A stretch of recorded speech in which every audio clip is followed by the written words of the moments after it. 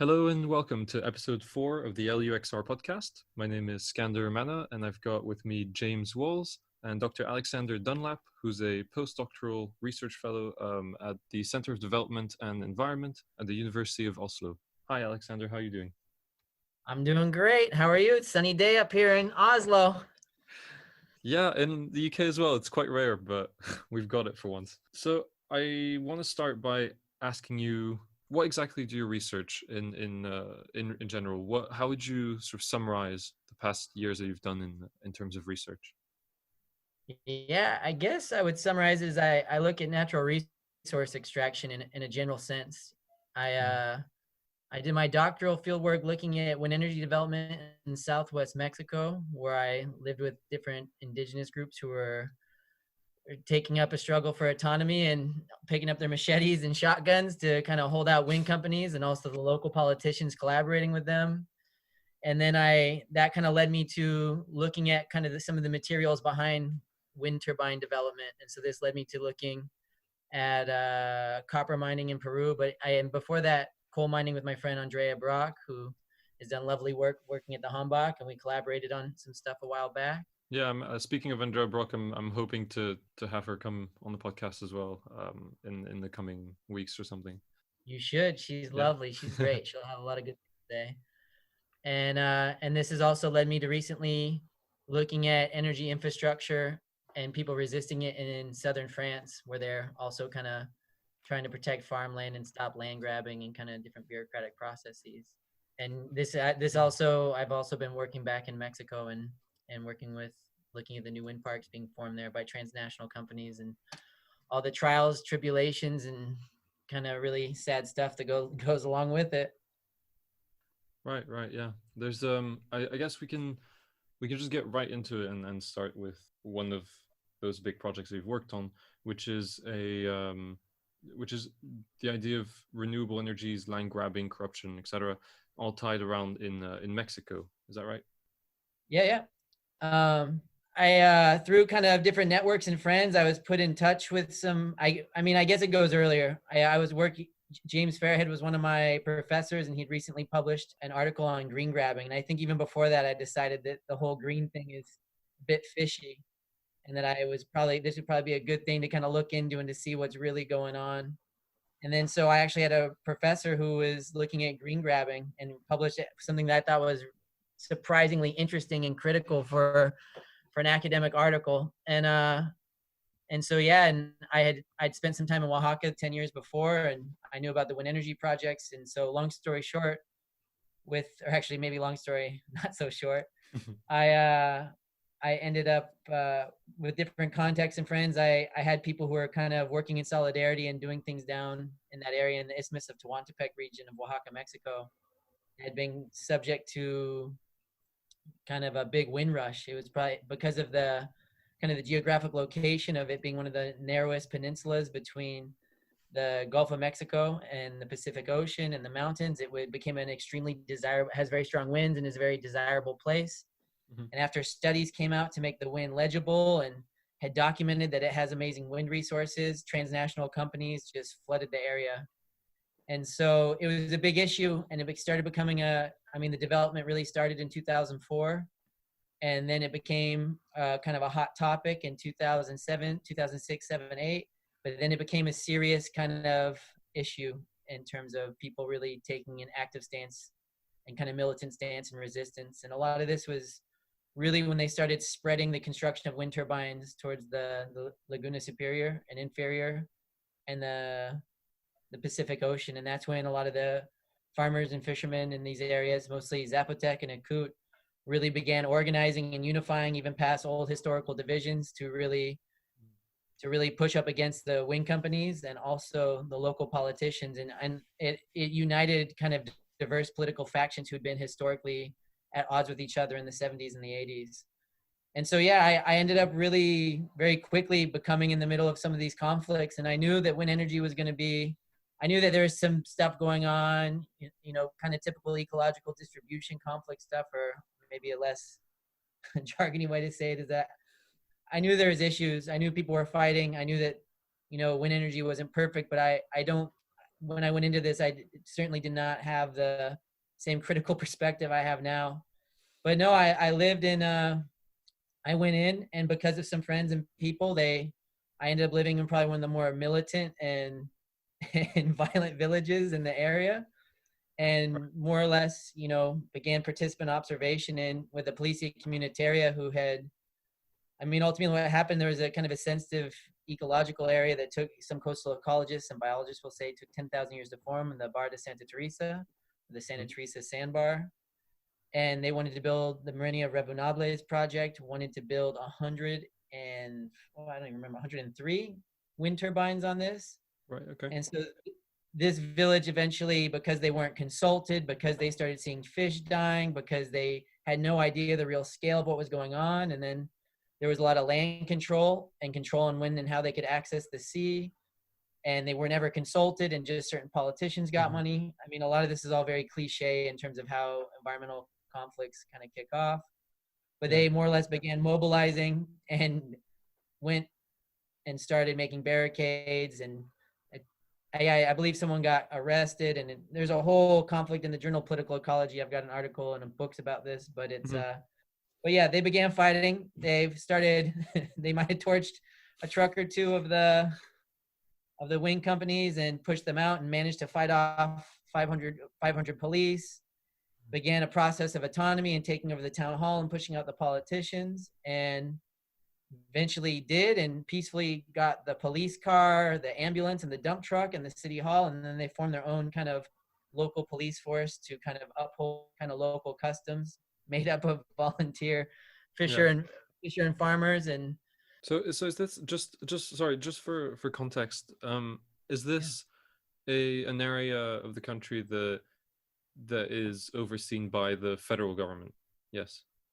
Yeah, I mean, there's federal, state there, and there's local, but Oaxaca is a state in Mexico that is historically always has been hard to kind of have a full grasp on, and Mexico kind of uses kind of a decentralized kind of corporatist strategy to try to distribute power to kind of keep everything together. But I mean, just because you know, it sounds like everything kind of descended into mayhem a little bit quickly. Did the fishermen and the farmer and stuff, did the people who were fighting back against this try sort of more peaceful like ways to go against it, and were then rejected? Or did they find that their earlier efforts were kind of just ignored at the government level? Is that why they felt that they had to create their own kind of police force? Well, yeah, I mean, the papers were already signed. People weren't consulted. Some people were even actually helping to do survey work. People in the resistance were even helping to do survey work. And as they tried to convince me, and I believe them for the most part, that they didn't really know what it was about. And I've even talked to the surveyors and people and how they were lied and information was kind of kept from them. But people knew something was coming at a certain point. And then when they started seeing the machinery roll in, they were like, oh my God, we have to do something about this. So it kind of, you know, it's harder to contest these things once the ball starts moving, and if you don't know about it. And so this is kind of what they had to do. You said briefly how those sort of kind of pollutant effects from this, and kind of they were barred from going into the water. What were the main problems for the people living there locally because of this project? Why was there a motive to kind of fight this entire thing? So it's a semi-subsistence community. So they derive their livelihood. So materially speaking, or by UN statistic standards, it's an extremely poor area. However, in terms of actually their quality of food, in terms of fish, mangoes, watermelon, and different things like this, there's still there's a smallholder culture there of actually food and fishing that makes it so they have a very high quality of actually what they're eating. And so, and this is where a lot of the local economy is on. This is how people feed their families. And so this was seen to be in threat. I mean, in terms of order of importance, it was seeing when they were starting to do construction for a test wind turbine, they saw fish. They saw the fish starting to die. And because remember, it's on I mean, this is an interesting project because every kind of wind project is going to be different based on the different geology and the environment where it's being built. And so this was a sandbar. And I even actually recently in an interview from someone doing the drilling. I got the exact specifics of the deepest foundation, but they were doing foundations as deep as something between 17 meters up to, I believe it was either 39 or even 49 or 41. I don't have the interviews in front of me, but people doing the drilling. So they were building insanely deep foundations, which means, and there was rumors when I wrote the book initially, people were saying that actually people were worried that it was going to be 70 meters deep, but I, a couple months ago was able to get, or I don't know, 5 months ago, was able to get the numbers that there was foundations between 17 and at least 39 meters deep. And this was from 2 people who were actually working on doing the drilling. And I got to hear about actually how information was taken from them and how they were doing rock sampling to actually see for different minerals. I mean, there's a whole thing. I mean, a lot of the people down there think that the wind turbines were actually just a way to look for natural gas and different minerals. But this is kind of common stuff in terms of people. Yeah. But so yeah, a lot of this, so that means if they're building foundations, they're going to have to take out lots of sand, puts in lots of concrete and different rebar. Right. And so if they were even digging that deep, there was a serious impact on the fish that was witnessed. And I'd watch people tell me kind of what they saw and just tears come out of their eyes. But I mean, the sea and the impact of the sea is a huge part of it, but it was also about not being consulted, people benefit sharing being non-existent or certain factions. And then on top of that, some people getting paid more than others, but it really wasn't distributed well within the community. And then it was about actually having different authority dictating the times they can go there and having to have ID cards to go out to when they were starting to do construction. Right. And so this was like seen as a huge sign of disrespect, and people go fishing at 2 a.m. based on different cycles and things like this. Yeah. So it's kind of just this. There's a dual effect, then, I guess, of the anti-democratic process that this underwent, and also, I guess, the environmental aspect, which frankly we never really hear much about. I mean, this is something you talk a lot about in your other articles and books, that renewable energies are the poster child kind of a new world, that there's a dichotomy between good and bad, right? And especially with wind energy, but I'm really interested just to kind of link from what you said about the foundations to your Verso article, where you explain that a 2 megawatt wind turbine requires something around like 1,000 metric tons of steel, and a lot of copper as well. Does this have a huge impact on the land? Like I'd like to just kind of get a grasp of how the foundations, for example, the steel foundations, have an impact on the land itself. If you know, like about this sort of thing. Yeah. So yeah, I mean, I can give you kind of I can make links to the extraction. Yeah, and based on that one source, it was a Business Insider source, and so I think maybe it might be slightly less amount of copper, but it was 3.2 tons according to this one source. But whether it's a little more or a little less, and there are some technological improvements, but it's still an insane amount. Once the roads are widened and made and kind of habitat cleared, then they have to build a foundation, and the foundation is going to depend on the kind of the geography and the hydrology in the area in terms of how deep they have to go. But they're usually somewhere between 9 or 13 meters deep on kind of standard, even though we talked about it can be much deeper. And then there's somewhere between 16 and 22 meters wide in diameter. Right. And then so that whole hole has to be filled with concrete and steel. Then so once they erect it, they bring in the machinery. So there's a lot of construction going around. So then once they're in operation, you need oil to kind of lubricate them. And so one of the big issues that at least in Mexico, I came across, and I came from a lot of people, I witnessed it in water wells, is that they leak oil a small amount systematically. And maybe this happens over time. If anything, I've actually really wanted to talk to an engineer about actually how the oil is leaking this much, because it's widespread. And if you look at wind turbines, you're going to see there's going to be a little bit of like darker oily dust, like it looks kind of like a dark dust scattered across kind of the backs of the wind turbine. But I hear accounts of that, it's like dripping down the side. But so yeah, they use oil, they leak. I mean, Exxon, Shell, and all them, they're actually trying to produce like really good oil so you can change them out less in in offshore wind turbines in the sea.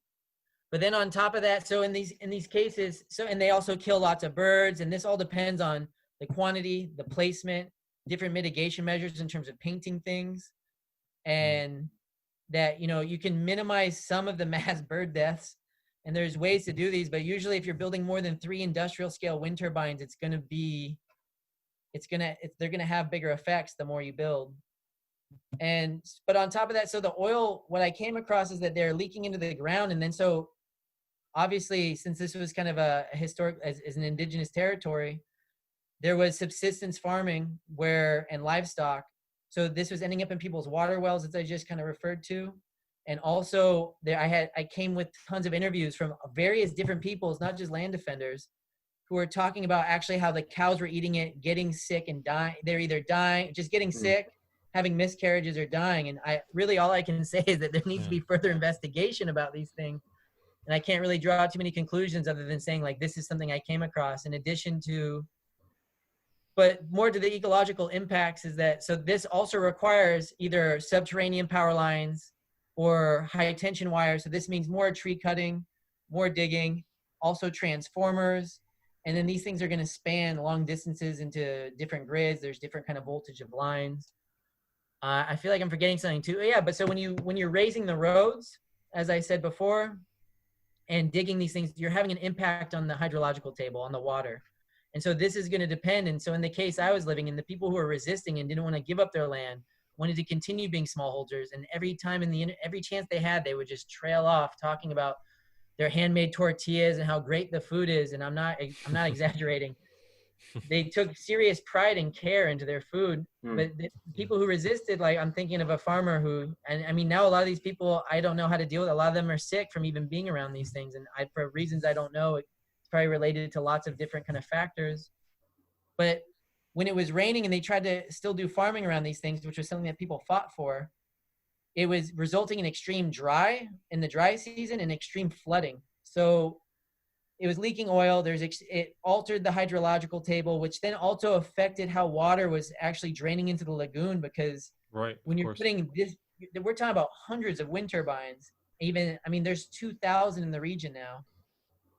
But now the fresh water that would run off into the lagoon, that salt water, or was a mix, is now there's increased salinization of the lagoon where people farm from. So now there's like it's contributing to larger ecological imbalances. And then there's an oil refinery not far away there's been concerns about it leaking oil into the area. So the big problem is, you know, there's the 5 factors. There's the raw materials, how they're contracting the land, the social, ecological, and economic impacts of these projects. There's what the energy used for, and also the decommissioning. But it's being built on top of existing developments for oil extraction that needs to go into wind turbines, but also pipeline. I mean, there's not a transition towards just renewable energy, even if hydrocarbon industries were designed just to be dedicated to promoting renewable energy infrastructure, which still in itself is going to be a huge kind of disastrous thing. But right now we're just seeing everything being extracted and developed at once for everywhere. And it's concerning. And there's more nuclear power plants being built. It's a bonanza. All right. So there definitely needs to be more research done into the impacts of these so-called clean energies, for sure. Yeah, and we need life cycle assessments that are based in ethnography. We got to get past the modeling and a lot of these kind of quantitative, these different kind of quantitative measurements and kind of signifiers that aren't taking into account the extent of ecological destruction. And it's very convenient to write these things based on numbers and econometrics.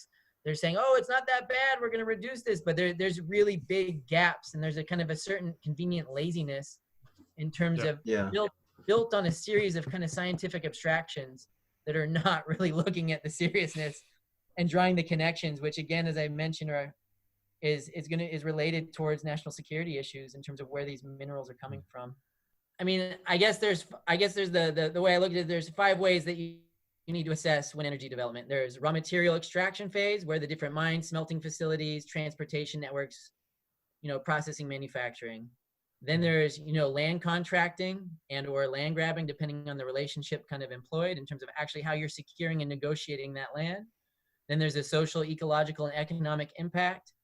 And then there's what's the energy used for? What's this actually powering? What's going on behind that? Yeah. And then there's decommissioning. And so kind of Right. what you asked about the direct kind of ecological impact. I mean, the social and ecological are deeply combined. So you have an influx of different income bracket people coming into certain towns or regions, which is going to have a different effect depending on the what type of rural demographic, but it's still going to be higher income people, especially if there's migrant specialized workers. In this case, you're getting lots of people from Spain, France, Mm-hmm. and things like this, or other parts of Mexico. But so that's going to shape the demographic. That's going to bring different kind of lifestyle and habits that are often very traumatic or difficult for people in these rural areas, which leads to kind of talks about drug use, sexual assault, and stuff like that. Again, very common things also with mining. There's, I think, a lot of good literature on this, and I know Stuart Kirsch has talked about this in Mining Capitalism. But yeah, so you go into the area, you've somehow managed to secure the land.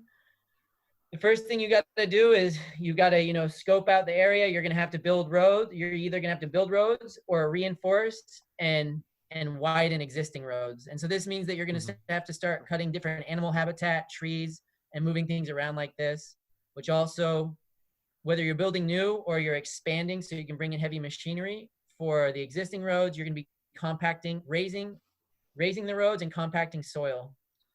And so when you go in, so you're moving around animal habitat, creating fractures and disruption. So you find the site, you have to cut down more, but then you're going to be digging into the ground. And this, where the water table is and different kind of local hydrology is going to be really important. And also who, you know, what animals, birds, people already live in these areas, and what type of ambitions and desires do they really have, and how much is this really being put on them? Yeah. So wind farming really isn't as like a positive thing as many people might think, because it allows these kind of like industries to, you know, continue. It's just a more roundabout way, I suppose. Yeah.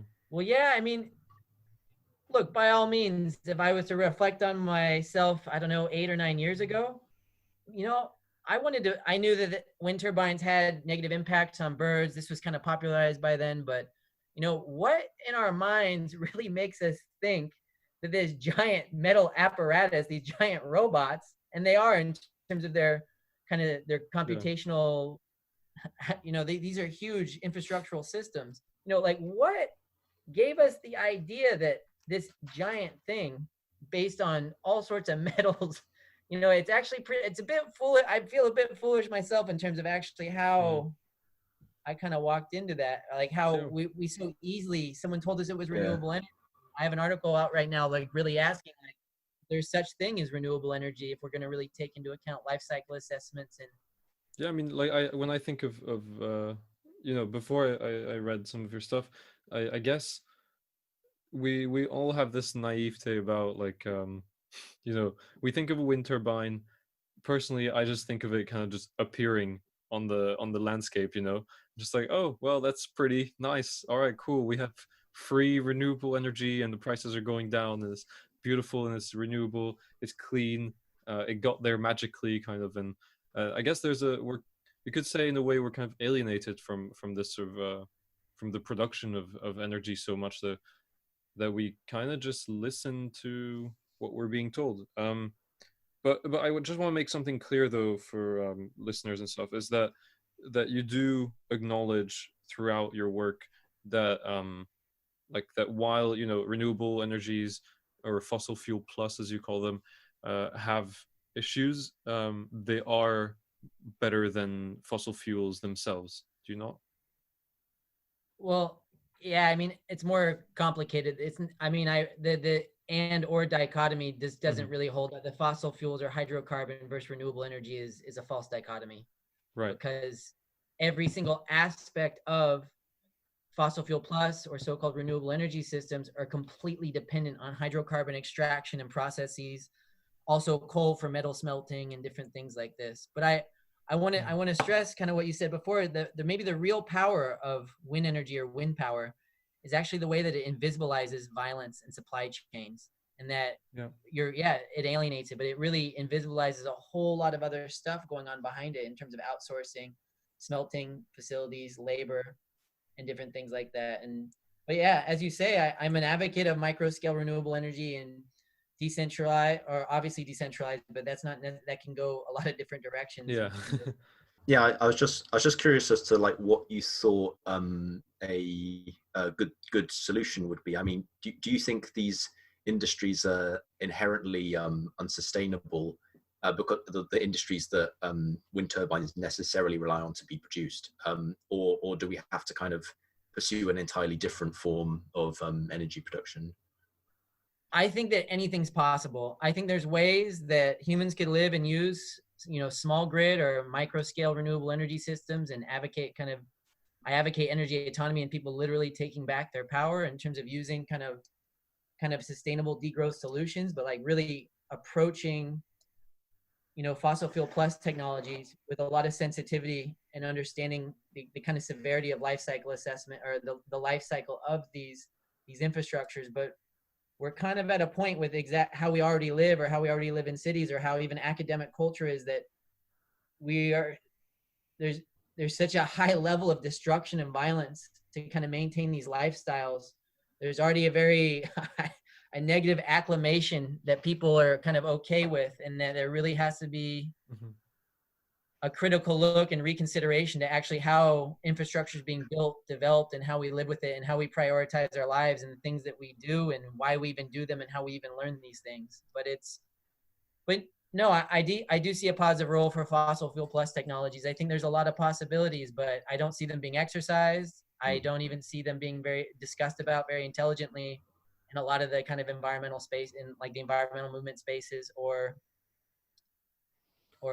even there's people aren't very critical about what's really going on with these things within kind of climate justice, or even some parts of the just transition. Yeah.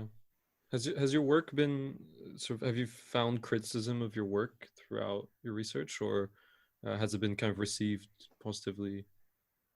I mean, it's been received positively by who reads it and who engages with it. I've had conversations with kind of old school environmental activists from the 80s or early 90s who've been very upset, and they really cling to carbon accounting, and they think I'm a bad person, even though I've been in these squatting spaces or in these movements for a very long time, or I've known them for some time, but sometimes these people already have kind of existing issues with things. But yeah, I mean, I get it. I mean, there hasn't really been that much engagement. I made an environmental justice activist very upset when I said that a lot of the solutions that promoting are actually just kind of exporting violence, and they're not taking into account a lot of the mineral extraction, the different human rights violations and labor conditions taking place down different supply chains. But yeah, I mean, people don't really have that much to cling into. I mean, especially political parties and different things like this, they're trying to market it and sell a solution, and they're not really trying to have an honest, I mean, some people for sure are, but I mean, the way it goes, I don't see much in environmental policy really taking climate catastrophe or widespread kind of ecological crisis very seriously in terms of taking practical steps to, revitalize environmental education and learn to kind of strengthen environments, or how to grow food, or even encourage kind of smallholder agriculture. And people, there needs to be a much more serious engagement with how we relate with our environments. I think your idea of extractivism, to come back to the sort of the cost, I guess, of a something like a wind turbine, because obviously our listeners will probably not have read your academic articles by the time they listen to this, but a single 2 megawatt wind turbine, you say, takes about this is, I guess, approximations, 150 metric tons of steel for the reinforced concrete foundations, 250 metric tons of steel for the rotor hub and nacelles, 500 for the tower, and about 3.6 tons of copper per megawatt. But you said that has potentially changed since then. But what I'm really interested in as well is that you mentioned something that I personally wasn't really aware of, is that industrial steel production is impossible without burning coal. Coal is a vital ingredient in the process. I think a lot of people might not know that. I mean, I think I think it's an information that's not very common, and I feel like maybe this is kind of part of the issue that we talked about with this invisibilization of it. So I don't know. I don't even know where I thought personally the medal kind of came from or whatever, but I guess I never really thought they would have that much of an impact. We always see it as sort of minimizing the impact rather than uh, than having such a huge impact on the environment. And you also talk about rare earth minerals like dysprosium, terbium, that come from places like Inner Mongolia, China, and uh, and I guess this all has to do with a sort of deeper philosophy of extractivism, of taking continuously taking from the earth, um, a resource that is going to run out at some point, I guess. Yeah, totally. And I mean, some of those numbers are even worse. There's been a number of World Bank reports that have been published that are, I mean, one of the more recent 2019 World Bank reports is going so far to is going so far to say that low carbon technologies, you know, quote, low carbon technologies, particularly solar photovoltaics, wind, and geothermal, are more mineral intensive relative to fossil fuel technologies. And Okay. that's Right. like a 2019 World Bank report. So it's, I mean, yeah, it's really serious in terms of, I mean, it's a huge blind spot, but some of the numbers change. There's technological shifts. So, but yeah, a lot saying in terms of extraction, production, and energy. It's even worse than a lot of those numbers from that 2018 article that was relying on stuff from 2015. But yeah, I mean, that's the thing, is that you haven't, you know, when you talk about wind energy development, you're talking about bauxite mines, you're talking about copper mines, you're talking about rare earth mineral mines, you're talking about, you know, iron ore mines, you're talking about the smelting facility. There you have to kind of, if you wanted to do a kind of an impact assessment or a social acceptance of a wind turbine project, my new argument is that you actually need to do a social acceptance kind of down the entire chain into all these different mining and manufacturing sites, if you want to be honest about it. Yeah. But I think also to kind of get to the point that you're saying is, on a same article or a book chapter that was a revision of that article that will probably come out in some book in late summer or fall, all about energy, democracy, and acceptance, is really asking the question, you know, what is renewable energy? Is there such a thing, and what would that look like? And if we kind of want to get, you know, radically think about this and get serious, this means that we actually need to be putting whatever energy we're using, we need to create a reciprocal relationship where we have to be, what energy we use needs to go back into our environments and what gives us life. And currently, a lot of the energy use is just going into infrastructure and televisions, electronics that are serving as kind of a giant black holes of kind of absorbing energy for our entertainment and maybe for our own emotional and psychosocial black holes that we've kind of taken on from living in capitalist or market societies where our relationships have been fragmented, or, you know, there's a lot of different explanations. But I think the psychologist Bruce Alexander had a really nice book about the globalization of addiction that I think is instructive in this regard. But so yeah, what is renewable energy, and, you know, how are we actually going to create systems that are really renewing energy and actually creating a cycle where we're giving our energy and existence to creating better food, better environments, and also, you know, if we are engaging in small scale fossil fuel plus technologies or appropriate technologies in general, you know, how are we actually going to remediate and actually truly make up for that kind of damage we're doing in ecosystems, and hopefully that damage and that destruction from mining or whatever different processes are going on, they should be local so people can see it and people can understand the cost and the energy use and what it means. Because I think that there's a lot of better I think there's so much untapped potential in terms of how people can live better, healthier, more ecologically sound lives that's just for sure not even on the table. And that we're just, degrowth is the kind of the area where people are really trying to fight to open this on many different levels and in different ways. Yeah, I think that's something I've noticed with a lot of environmental movements is it's not anymore, for some at least, it's not anymore about trying to better the environment we live in so that we may live better. It's really about trying to sort of adapt our current way of living so that it doesn't have to change, so that it can fit within the equation. But I think personally, I'm seeing more and more that it's not possible. That the way we live is not sustainable, and changing the sort of surface level of it is not gonna actually solve anything. It's just it feels like, you know, climate procrastination, like the UN calls it, or it feels like we're kind of deluding ourselves so that we can keep living these lifestyles. So I'm really interested. I mean, in degrowth especially, and this is something that I think, you know, in your articles you say a lot is the answer may lie in sort of reducing consumption, right, of energy in general, rather than finding ways of having cleaner energy. I want to maybe get right into sort of one of the more precise projects you've worked on, which is a mine in Peru. Is that right? Yeah, the Tia Maria mine in the Bay de Tambo. Yeah, but because what really interested me about this article is it kind of made me start thinking. I was like, well, like how do you actually fight this industry, not just like seeking solutions, because as you said, environmental policy is not actually being put through. It's like how can you you know, get the political will or the political organization to actually push these things through. So with the copper mine in Peru, it's the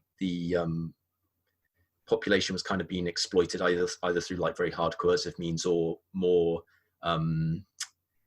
diplomatic, soft kind of soft gift giving means. And I was just wondering, you know, do you have ideas of how to counter that? Maybe it requires more solidarity between the actual like rebels and the general populace. Is that maybe what's lacking, or what are your thoughts on that? Yeah, I mean, it's, even to go back before, I mean, it's an old story. I mean, it's not just reducing consumption, that's big, but it's also really critically looking at productive cycles and like what type of work is being done and what type of facilities in general for the kind of the first part. And then in terms of, people have been trying to resist this. Some call it the mega machine, capitalism, techno-industrial system, or what have you, or coloniality. There's many ways to kind of refer to kind of the industrial system, but people have been trying to fight and stop this for centuries in terms of what's going on. So there's a real concerted effort to continue this kind of level of production, or this kind of definition of progress, to kind of make these things. And in terms of resisting and stopping extractive projects, it requires everything. You know, everything's on the table. It gets a lot more complicated and ugly when there, you know, a lot of politicians and different kind of groups trying to rise up the ranks. They're trying to kind of utilize this kind of power to stop these projects, to kind of build their own political platform, and they're trying to build their careers on different kind of political movements. But so I see actually formal politics as being the way that politics, big P, is kind of articulated in the state in and of itself is a bit of a structural problem in terms of, you know, people selling out different movements and people flipping and taking different money.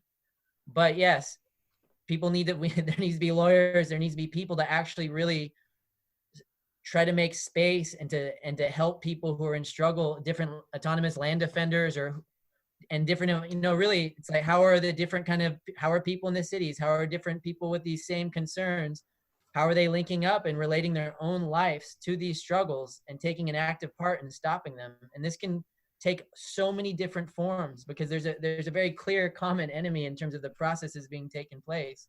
Yeah. And it's just about people beginning and situating their own lives within these troubles. You might not be from these different areas where there's mines, but if you want to, these different processes are going to affect people in different ways, and a lot of times people benefit from them indirectly.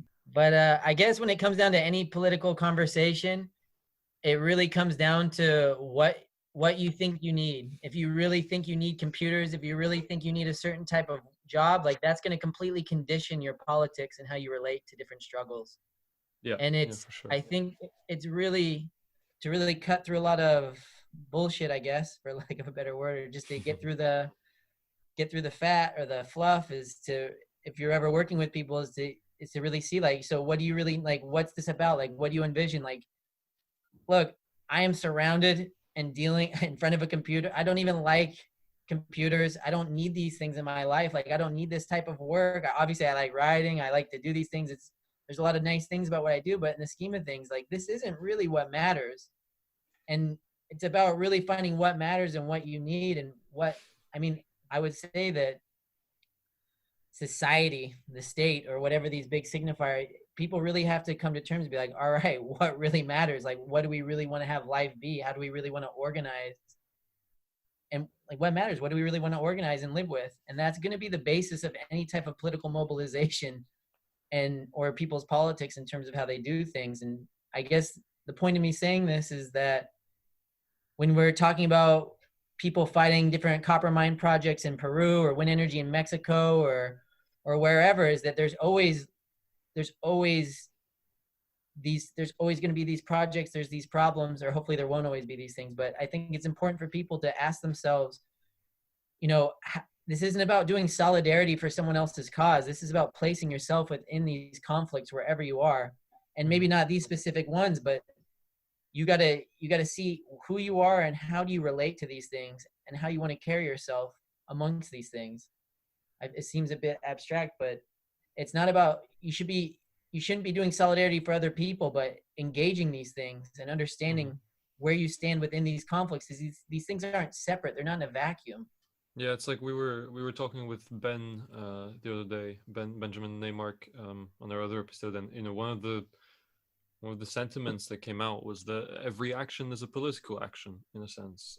That everything we do is tied up in a sort of web of influences and effects and causes. And like, for example, you know, the mic that I'm talking through right now, it has probably been made with components from such mines, you know, but are they necessary? Probably not. Can we make a society where everyone is happy and whose well-being is protected and respected without it? Yeah, probably. But for some reason, we still cling to these things. And why do you think that is? I mean, oh yeah. I mean, a lot of this is all we know. This is all a lot of people know. You know, there's a high level of trust in government. There's structures in place. Do you think that, I mean, I don't know. I feel like personally. Sorry, I'm speaking from a Norwegian context. Right, no, yeah. I do not think there's a high level of trust in government. But at the same time, when a lot of people say that they don't, I mean, when the policy comes out and there's different regulations that tell the population to say jump, people might protest or whatever, but for the most part, people conform. And I mean, that's kind of the sad, that's the sad, what was it? It was Henry Kissinger. He said, power is the ultimate aphrodisiac. And I think that's the scariest thing about all this, is actually how people conform to different power regulations. And so I do see a lot of complicity in that. And the way it works is just, you know, there's a lot of ways you can look at it, you know, but people are trying to hold, I mean, it gets more difficult when you have kids and you want to hold on to a job, or you want to fit into the system, or different things like this. And there's control mechanisms the entire way through your entire life to try to be kind of, to still be playing at the casino, the capitalist casino, or just the social casino that's been constructed around us. You have entire institute, you know, the whole process of schooling, the family unit, even in terms of how it's constructed, and the way that parents are enforcing certain rules and things on their kids and imbuing them with certain values because the pressures they're under and how they're trying to survive and what they think is cool, depending on your different class, gender, racial background. And then you go to schools that are putting out that message, and you've got the police, you've got the way that even infrastructure is designed for cities, and where's green space, what are you allowed to do, the experience that's deprived from you. There's a lot going against people being able to be themselves and to think for themselves and to feel confidently in who they are, what they think, and how they want to move with or against these things. Do you think in these these more materially advanced states, where these kind of companies are sometimes based, and therefore the states can have political control over them. Do you think it could be a major problem that the population is just kind of ignorant about how these things work, and perhaps that could be a counter process? If if the population generally knew about it, they may not stand for it, and that it could encourage more international projects against these industries. Yeah, I mean, I don't know. How much capacity do people even have to care at this point? I mean, I think one of the big tricks within keeping this machine going is that people become numb. They're under stress. They need to, it's difficult to care about a lot of things when you've got more immediate problems. I guess something the Gilets Jaunes movement, where they begin by fighting kind of neoliberal environmental taxes and revolting against the kind of the raising gas tax. And, a lot of it, more traditional ecologists kind of critique them, but they said the end of the month and the end of the world is the same. I think one of their slogans was like this, where it's obviously, I think a lot of people would consider themselves environmentalists. A lot of people care about animals. A lot of people don't want robots and technological systems to take over and completely de-skill and govern the world we live in. I think there's a lot of room for, I don't think people really want a lot of what's going on, but on the flip side, they're busy.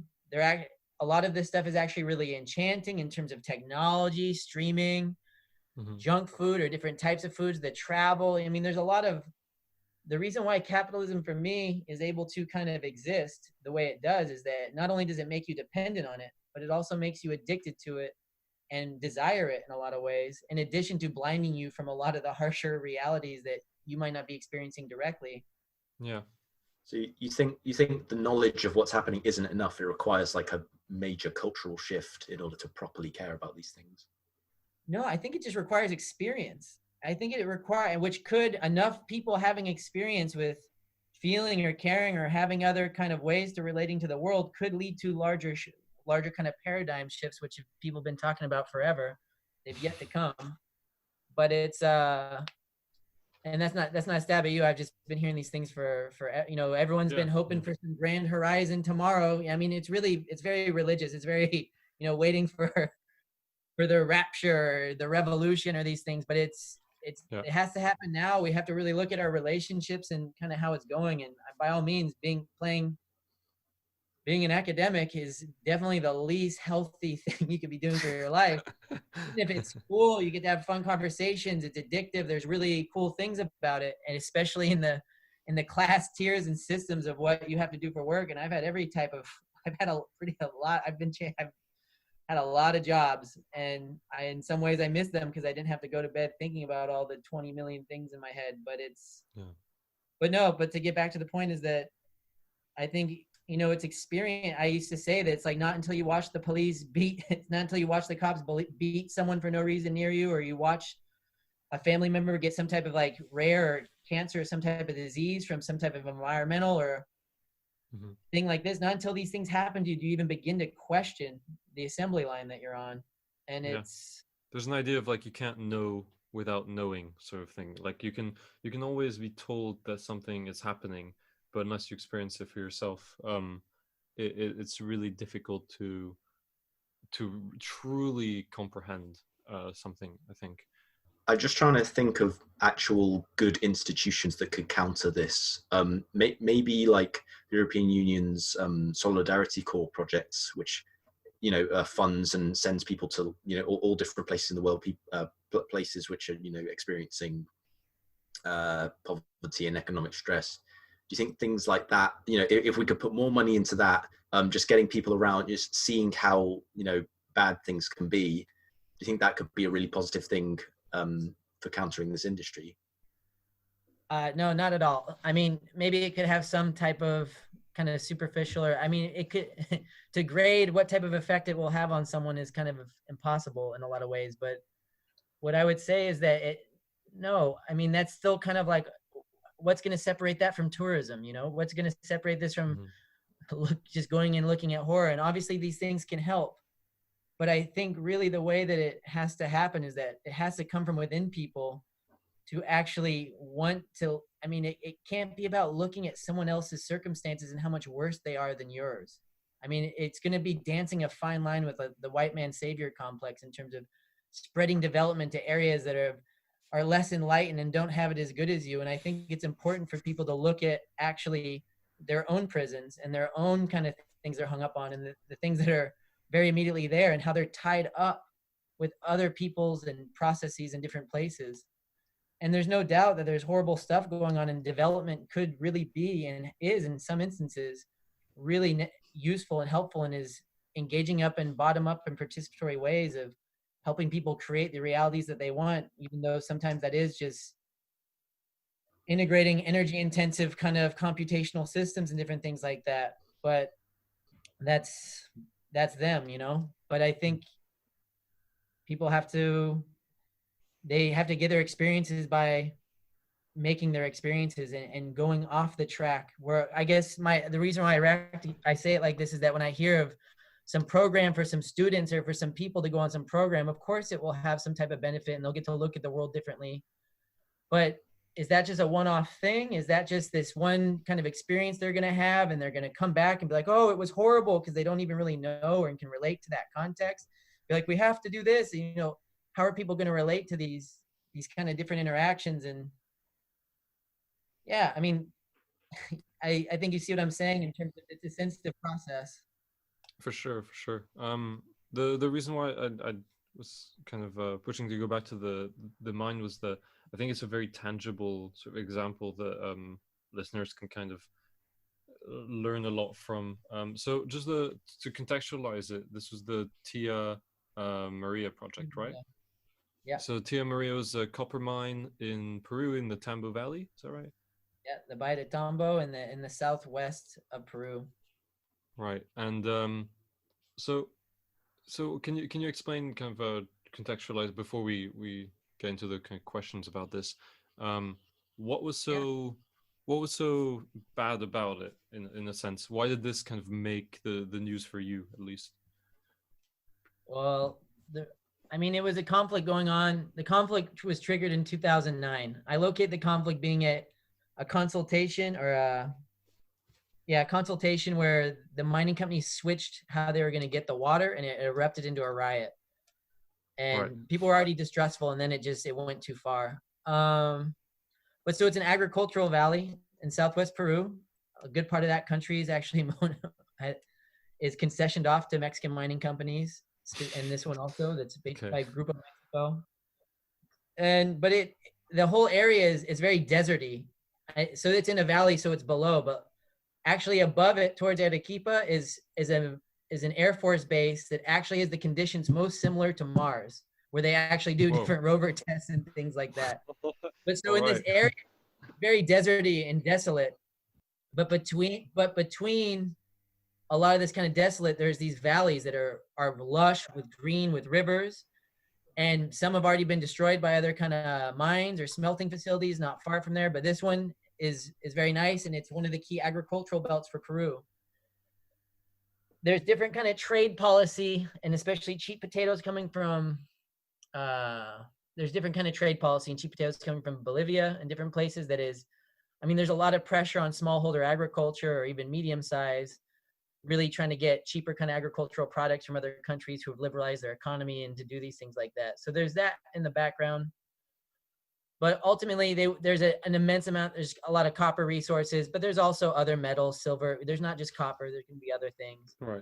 So we've got a lot of agriculture. We've got some sort of state assets as well, and a lot of minerals. But what really made this sort of different to you, at least? What made this different to other copper mines around the world? Is there something? What was so special about the water, the change in the water? Oh, I wouldn't say that there's anything. Maybe the most special characteristic is that people have systematically and militantly fought this project since 2009 to this day, in the face of repeated military police that look like military, and then state of emergency kind of invasion with multiple times of 2,000 or 3,000 police kind of invading, and that people have continued and held. 2,000 to 3,000 police. Yeah, 2 times, 2011 and 2015. And then in 2015, they declared a state of emergency where the military came in, but the people will stress that it's really the police that are the problem. And this is when there's funerals from people who've been killed. The police will gas them with tear gas. They're flying around in helicopters, dropping rocks on people and shooting tear gas. Wow.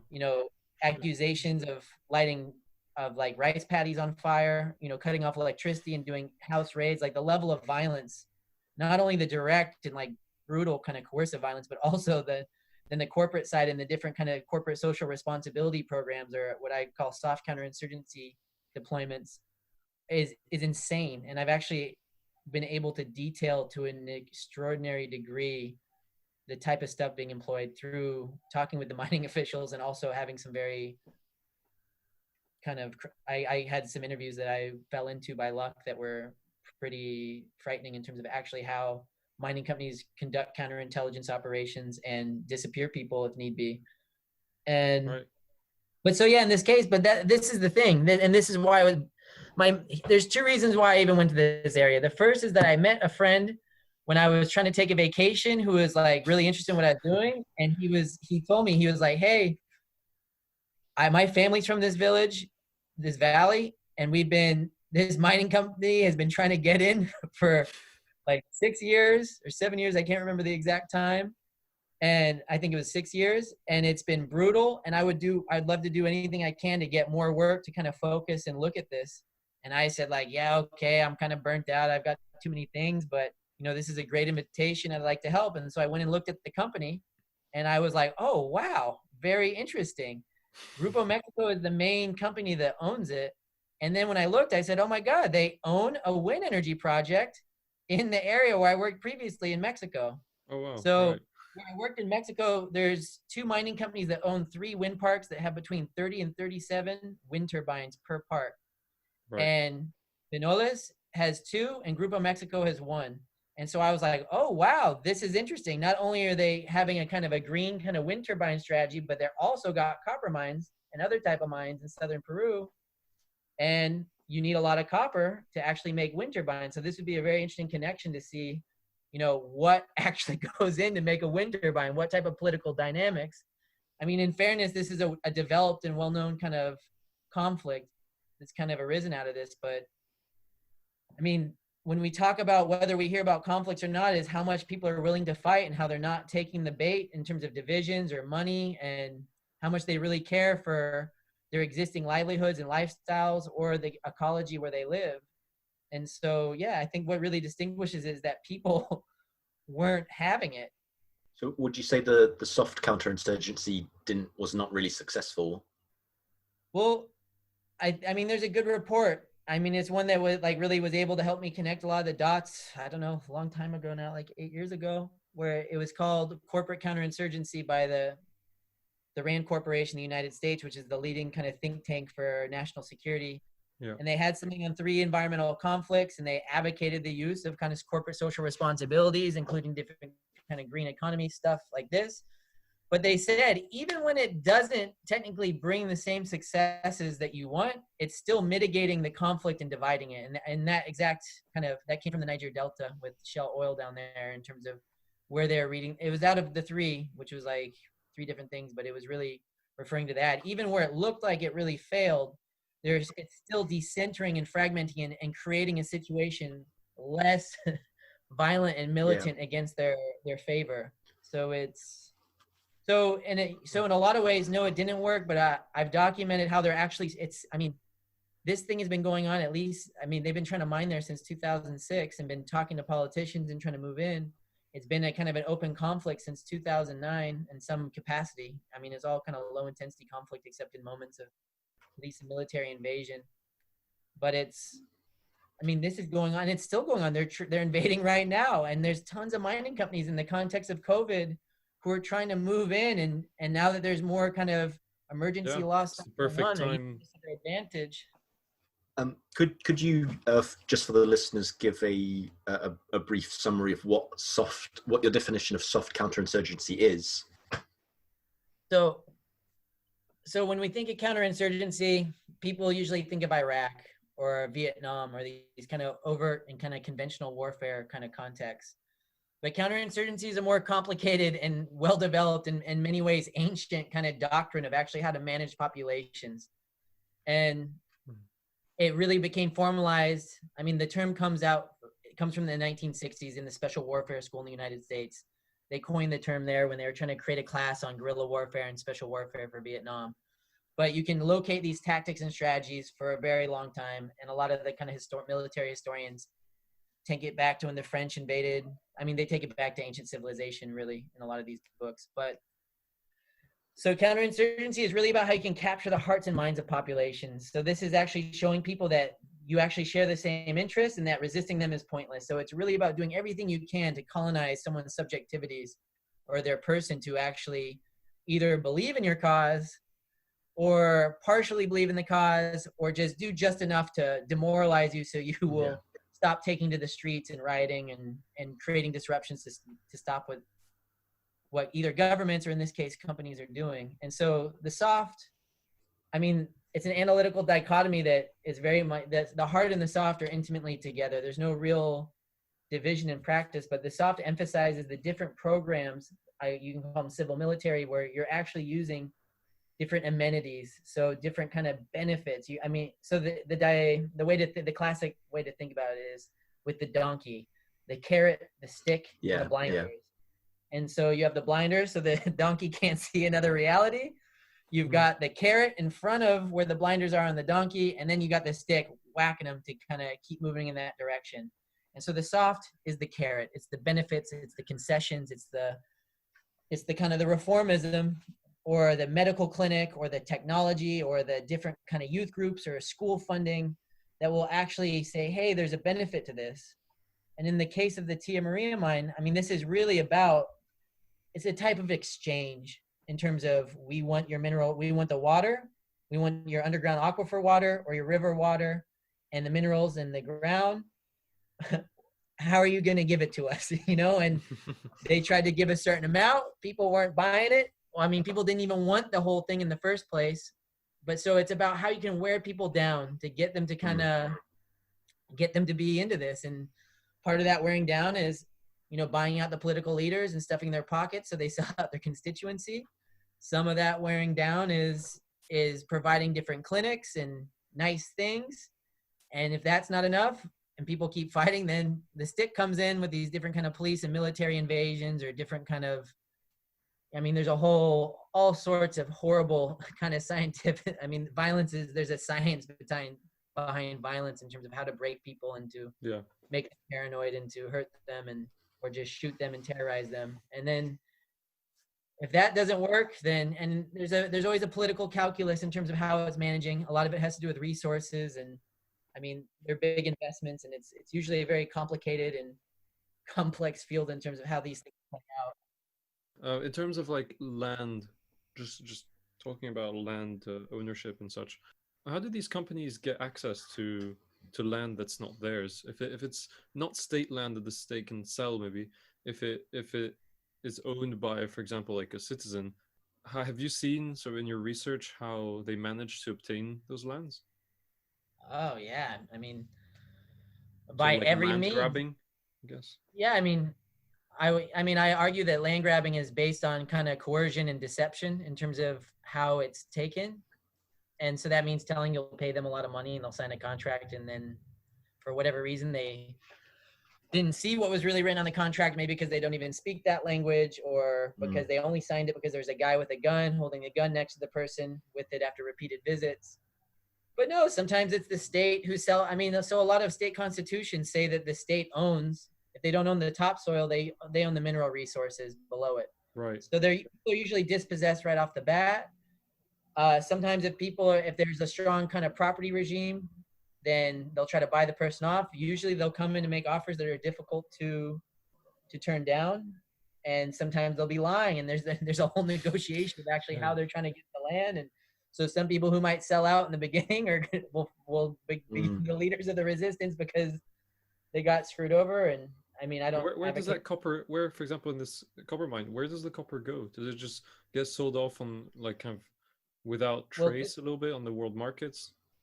Well, let's be clear. There is no copper mine. I mean, there's a concession, but there is no Tia Maria copper miner. If there is, it's just started, and it's because they use COVID and different kind of measures to push their way in. So for this mine, it's unknown because it's unknown, and it's unknown because it doesn't exist, and it's also, I haven't done the research or have looked at it recently to know Right.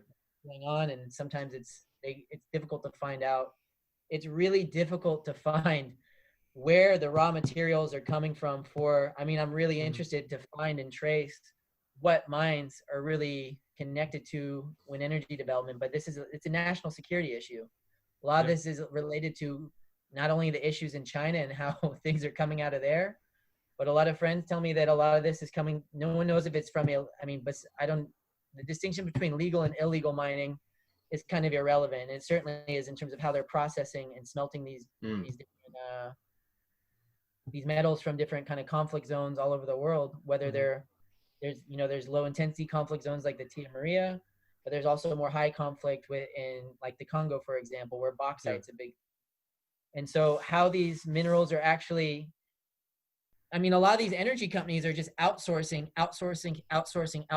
to different services. And this reminds me a lot of Paris. For example, I remember my dad lives in Paris, so I go and visit every now and then. And he was telling me once that apparently there's this thing called Paris La Plage, which is like every year they kind of transform a bit of, I think under the Eiffel Tower, I'm not sure, somewhere at least, or maybe in the Stade de France or something, they transform it into a sort of beach area, right? So that people can have a beach inside the city, if that's not too weird already.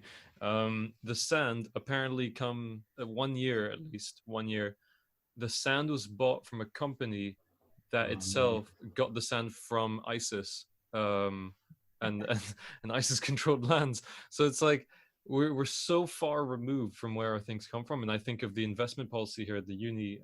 I mentioned this a lot on the podcast because it's one of the big works that we've done with LUXR is looking at the investment policy the university has, because they invest about £3 million a year and into random things. And we kind of wanted to look at where does that money go. And, even how I look at how difficult it was for us to see where the money comes from and where the money goes. And I can't even imagine how difficult it must be when you take that to like a secretive company in another country that sells its stuff on the global markets. Because we had trouble looking into investment funds investing in investment funds, So it's I feel like this again, this invisibilization kind of, and we're just externalizing, exporting all these things, these issues. It makes it so difficult to find out really the true scale and impact of our actions. Yeah, it's horrendous. It's really sad. In one of your papers, you talk about how in soft counterinsurgency there's sometimes an emphasis on social science and how they'll employ scientists to conduct studies to get information on how to employ useful diplomacy with the populace. You talk a bit about that, perhaps. Oh yeah, wow. Y'all ever watch Rick and Morty? You know what? I was thinking after you mentioned Kissinger, I was thinking I should maybe make a bingo for my episodes with like what things are going to be mentioned, because I never thought Kissinger would be quoted on there. But Rick and Morty, yeah, go for it. So you remember the episode when Summer got a job working for the devil in an antique store that did really bad things? Yeah. And Summer found out, it became very clear that she was working for the devil, and her response was clever and witty, and props to the writers. She said, what job is not horrible and working? Like, go work at McDonald's or a sweatshop? She's like, this is what's hiring. Mm-hmm. And her point was that, everything tied up in this economy is doing something nasty and is tied into something. And social scientists, wow, they have got a legacy and a history that has in no way, shape, or form has stopped in what its legacy of facilitating kind of resource control or colonial endeavors, new or old, neo, whatever you want to call it. And so, yeah, I mean, and there's ways, look, they're trying to develop people, you know, and people do want their clinics, and they're just trying to help to see how they can make the mining company's money and development interventions the most persuasive to get people to stop rioting and to kind of just make it work. And then mining companies want to use them to measure how effective their kind of interventions are. And so, yeah, the long story short is that anthropologists, political scientists, geographers, they're deeply intertwined in pacification strategies and providing the knowledge either directly on the payroll or indirectly just through publishing these kind of reports where they're generating knowledge and they don't have a particularly sharp take on what knowledge matters to actually intervene into a population or into a landscape. So yeah, and I was talking to a friend who works in Colombia, and she was like, "Oh my God, they got Dutch they've got Dutch social scientists too working for the kind of the companies here." But it's not just Dutch, even though that became a reoccurring and kind of funny theme. But there's things with, I mean, there's the legacy of anthropologists is particularly horrible in colonial ventures. Also in Vietnam with the Strategic Hamlet Project, the Project Camelot. I mean, Dave H. Price's work on this, the history of anthropologists in this, and also in the kind of the human terrain systems, which in the Pat Robertson Intelligence Scholarship Program, PRISM, that was designed to get kind of vets to get social science degrees, to start doing intelligence work in universities on students and staff in the United States, but then also to go work as social scientists with different platoons in Afghanistan and Iraq. And this was the human terrain. Shocking. That was officially kind of terminated in 2009. But there's a lot of literature from anthropologists criticizing and going at a lot of this stuff. But there's also in Oaxaca, there's been geographers and the Bowman expeditions, as they called it, who were trying to map and control land. And I mean, a lot of this is on the philosophy of believing in property rights and trying to make spaces that are legible and that they have their hooks into the different politics and what's going on there. And of course, it's to stop drug trafficking and all these things.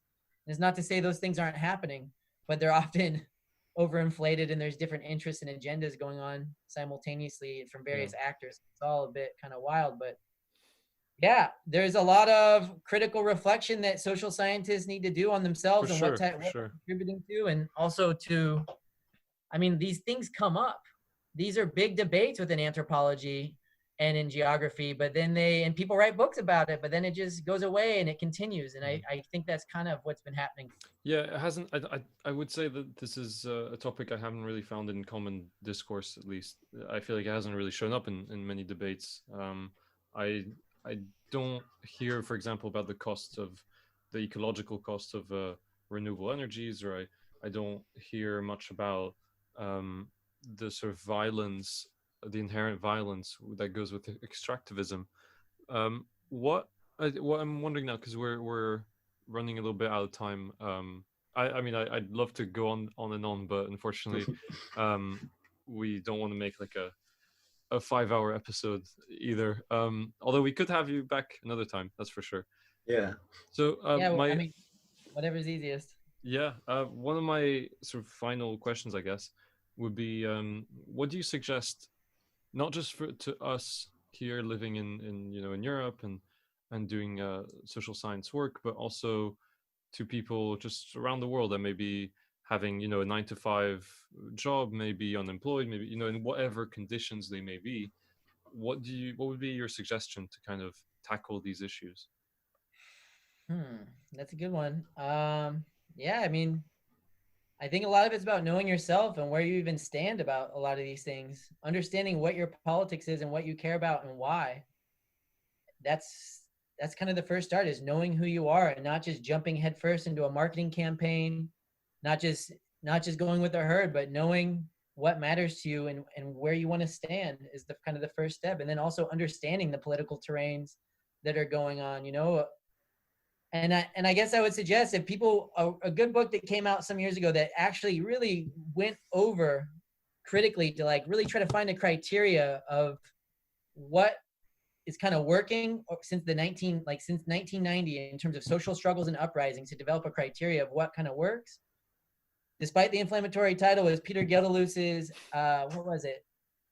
The Failure of Nonviolence. It came out in 2013, not to confuse it with his earlier work.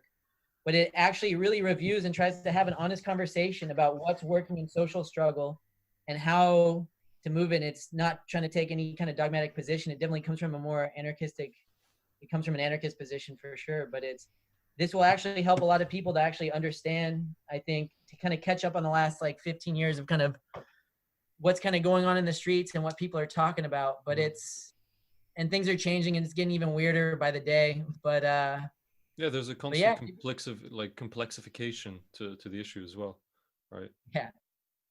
And I mean, the products are diversifying endlessly at this point, but it's know who you are, what matters to you, and develop good relationships and friends. And look, there's so many possibilities. Nothing's impossible in a lot of ways. I mean, we're living impossibility every day in terms of the way and the direction the world has gone. So I think there's a lot of room to do really good things. I think there's a lot of ways for people to organize, and it's a lot of it's about people's determination and how much they're willing to work with each other and to support each other through ultimately what are really difficult times, whether directly engaged in political struggle or not. And my job is to hopefully try to show kind of the complexities and depths of some of the bad things going on, and to raise awareness that the way that so-called renewable energy and kind of green capitalist schemes are being promoted are not the solutions that they're being marketed as for a variety of different kind of monetary or personal reasons. Mm-hmm. And I hope that I hope to see I hope to see things go in a bit of a better direction. Yeah. Well, I guess I mean, can't say much more than that. I think we're just constantly hoping, but I guess also acting and reflecting. I think what I would summarize, at least what I've learned from reading your work, has been to in this granted short period of time, but it's been to kind of be a bit more sort of self-critical about what I think, and I think there's a lot of reflection to be had, and not just kind of accepting the status quo or what you're being told is the truth. I think we have a lot of searching to do within not just ourselves, but the world we live in too. Well, I think we've unfortunately run out of time a little bit, but thank you so much, Alexander Dunlap, for coming on. Thank you. It's really interesting. Is there anything that you'd like to finish on before we end the podcast? Yeah, I'd like to give a shout out to some of my friends, but maybe even for one of the last questions, is I think that people should really be looking to the people who've kind of been in the fight against a lot of these kind of mega projects or extractive projects. Go for the people on the ground who've been kind of fighting these things for a long time, not the people going to the microphones or trying to make political careers out of these things, academics included too. But yeah, I'd like to give a shout out to kind of everyone out there who's kind of trying to make things a little better and who are trying to stop the spread of kind of social and ecological destruction. And I want to give a special shout out to the kiddies out in Belgium who are fighting the ZAD Darlo. Mm-hmm.